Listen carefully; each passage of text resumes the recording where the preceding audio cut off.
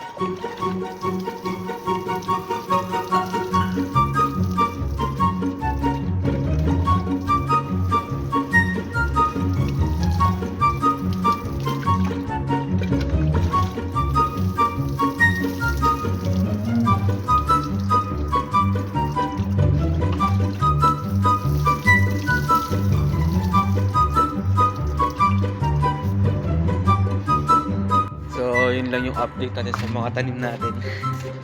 So, medyo malalaki na. So, hanggang din muna. Goodbye!